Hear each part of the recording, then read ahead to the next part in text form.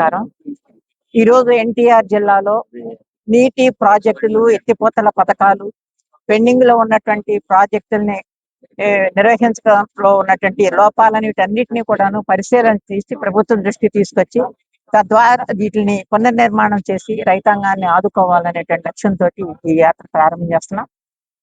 రైతాంగం ఈ రోజున చాలా ఇబ్బందులు పడతా ఉంది. ఒక పక్కన ప్రకృతి వైపరీత్యాలు, రెండో పక్కన ప్రభుత్వాలు తీసుకునేటువంటి విధానాల లోపభూయిష్టంగా ఉండటం వలన రైతాంగం ఇబ్బందులు పడతా ఉంది.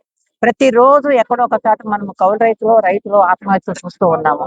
ఈ రకమైనటువంటి పరిస్థితి భారతదేశ వ్యాప్తంగా, రాష్ట్ర వ్యాప్తంగా ఒకటి జరుగుతున్నటువంటి ఒక వాస్తవమైనటువంటి విషయం.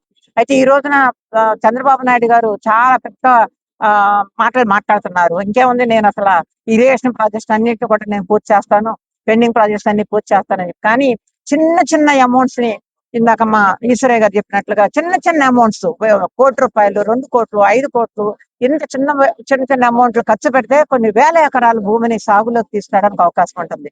వర్షాలు వచ్చినప్పుడు కొట్టుకుపోయినటువంటి ప్రాజెక్టుల్ని మళ్ళా తిరిగి పునర్నిర్మించే పరిస్థితి కనపట్టాల.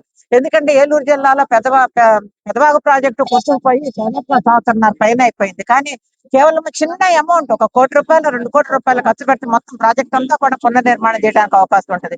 కానీ ఆ వైపుగా శ్రద్ధ లేదు. కృష్ణా నది తీరాన ఉన్నటువంటి ఇటు పక్కన ఎన్టీఆర్ జిల్లా కానివ్వండి, అటు గుంటూరు ఛానల్ వైపున కానివ్వండి, ఎందుకంటే నాగార్జున సాగర్ థర్డ్ జోన్ కింద మనకి మొత్తం అంతా కూడా నీరు అనే పరిస్థితుల్లో ఈ ఎత్తిపోతల పథకం ద్వారా నీరు తీసుకొచ్చి రైతాంగాన్ని ఆదుకునేటువంటి అవసరం ఉంది. కానీ ఆ రకమైనటువంటి పరిస్థితి మొత్తం కృష్ణా డెల్టా, కృష్ణా నదీ తీర ప్రాంతం ఎక్కడ చూసినా కూడా ఒక్క ఎత్తిపోతల పథకం కూడా పనిచేసే పరిస్థితి. మోటార్లో చెడిపోతే పైప్ లైన్ లో ఎక్కడో ఒకసారి ఏదో ఒక ప్రాబ్లం ఉంటే ఎత్తిపోత పథకాలన్నీ కూడా నిర్వీర్యం అయిపోయిన పరిస్థితి కనిపిస్తా ఉంది. ఖచ్చితంగా ఈ పథకాలన్నింటినీ కనుక పునర్నిర్మాణం చేసి లైన్ లో పెడితే ఖచ్చితంగా కొన్ని లక్షల ఎకరాలకి సాగునీరు అందించడానికి అవకాశం ఉంటుంది. ఇప్పటికే పోలవరం ప్రాజెక్టు నాకు 2 కళ్ళు, పోలవరం అమరావతి అని చెప్పినటువంటి చంద్రబాబు నాయుడు గారు పోలవరాన్ని నిర్వీర్యం చేశారు. దాన్ని రిజర్వాయర్ కి పరిమితం చేశారు. అక్కడ నిర్వాసితుల సమస్యను ఏమన్నా అలాగే పెట్టించారు. కాబట్టి ఏంటంటే అప్పుడు పోలవరం ప్రాజెక్టు పూర్తి కాలేదు. పోలవరం ప్రాజెక్టు అది ఆంధ్రప్రదేశ్ ఒక జీవనాడి లాంటి ప్రాజెక్ట్ అని చెప్పి, అది గనక వస్తే గనక పట్టుకుని ద్వారా కృష్ణా డెల్టాకి నీరు అందిస్తే మరి శ్రీశైలం వాటర్ని రాయలసీమకు అందిస్తానేటువంటి ఒక మంచి లక్ష్యంతో తీసుకొచ్చిన ప్రాజెక్ట్ ఈ రోజు నిర్వీర్యం చేశారు. రేపు పొద్దున రాయలసీమ జిల్లాలకి నీరు అందించే పరిస్థితి ఏంటో ఆలోచించాలి. అటు ఉత్తరాంధ్ర ప్రాంతానికి నీరు ఎలా వెళ్ళాలో ఆలోచించాలి. అంటే పోలవరం రాకుండా అటు ఉత్తరాంధ్రకి, విశాఖపట్నానికి ఏ రకమైనటువంటి నీరుని అందిస్తారో కూడా ఆలోచించాల్సిన అవసరం ఉంది.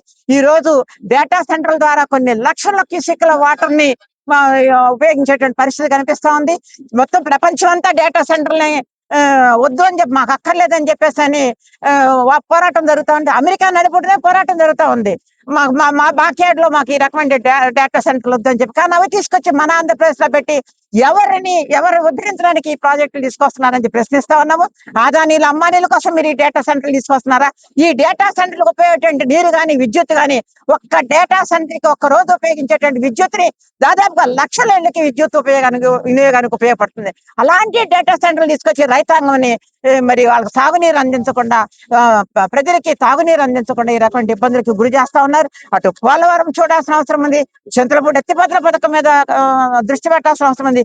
మొన్న బడ్జెట్ లో కూడా చింతలపూడి ఎత్తిపోతల పథకానికి ₹400 కోట్ల పెండింగ్ లో ఉన్నటువంటి అక్కడ స్టాఫ్ కి జీతాలకి సరిపోయినటువంటి పరిస్థితి ఈ రోజున ఉంది. అంటే కేవలము మాటలకే పరిమితం అవుతున్నారు కానీ ఆచరణలో ప్రాజెక్టుల్ని నిర్దిష్టమైనటువంటి ప్రణాళికతో ముందుకెళ్ళేటువంటి పరిస్థితి అది కనిపించలేదు. అందుకని మేము ఇది బహుశా రాష్ట్ర వ్యాప్తంగా జరుగుద్ది.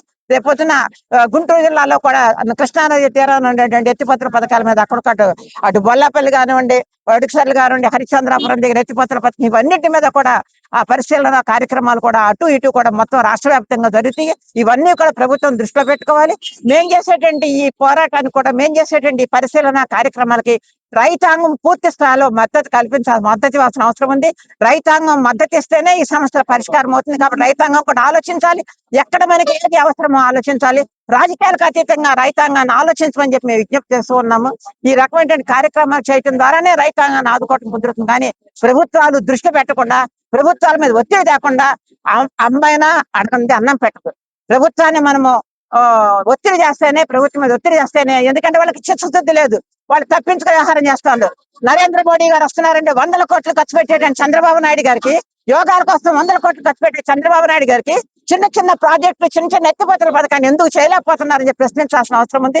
కాబట్టి ఇవన్నీ కూడా ప్రజలు ఆలోచించాలి, రైతాంగం ఆలోచించాలి. మేం చేసేటువంటి పోరాటాలకి పూర్తి స్థాయిలో మద్దతు ఇవ్వమని చెప్పని విజ్ఞప్తి చేస్తూ ఉన్నాం.